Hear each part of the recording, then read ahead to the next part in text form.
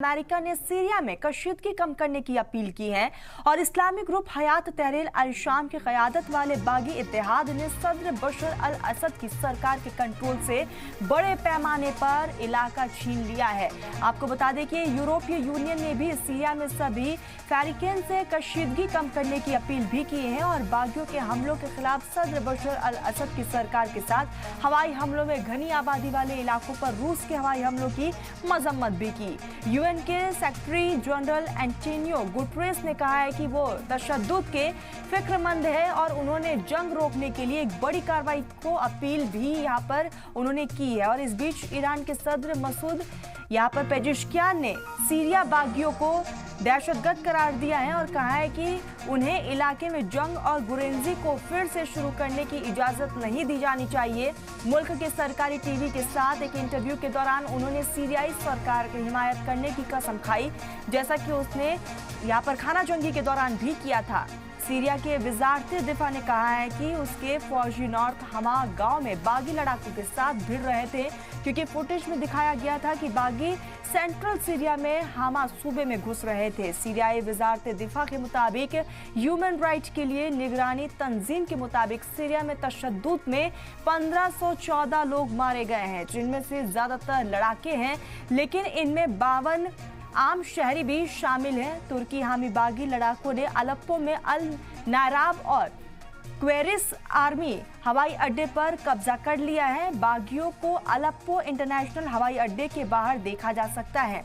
वो हवाई अड्डे के एंट्री गेट पर सीरियाई सदर बशर अल असद की तस्वीर फाड़ रहे थे और एक दूसरे वीडियो में, जिसे सीरियाई बागी लड़ाके ने कैद किया है, बागियों के अलेप्पो में एक इमारत में घुसता हुआ देखा जा सकता है, जो सीरियाई सदर असद के महल की इमारत लगती हुई दिखाई दी। इतवार को शूट किए गए इस वीडियो में बागियों के बेडरूम और बाथरूम की तलाशी लेते हुए भी दिखाया गया है।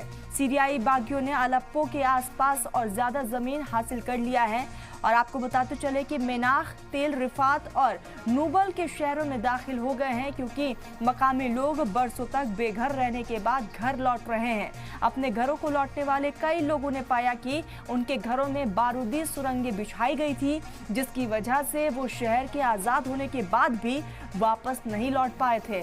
आपको बता दें कि तस्वीरों में सीरियाई यहाँ पर कुर्दों को ले जा रही कारों का एक काफिला दिखाया गया है, जो बागियों के बाद अलेप्पो से कुर्द के कंट्रोल वाले इलाकों की तरफ जा रहा है। अमेरिका हामी कुर्द क़यादत वाली सीरियाई डेमोक्रेटिक फौज SDF ने पहले कहा था कि वो अलेप्पो सूबे के आसपास के कुर्द शहरियों को अपने कंट्रोल वाले इलाकों में ले जाना चाहती है।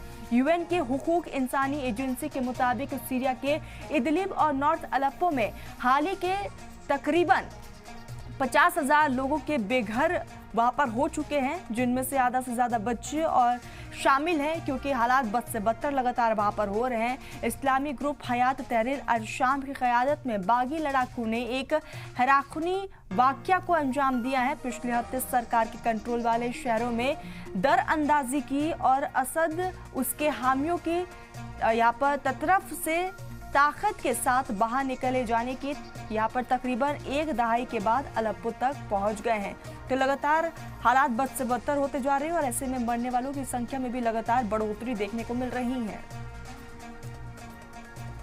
Want to see any country try and take advantage of the situation in Syria, to try to take advantage of the instability in Syria. We want to see all countries use their influence, use their leverage to push for de-escalation, protection of civilians, and ultimately a political process forward.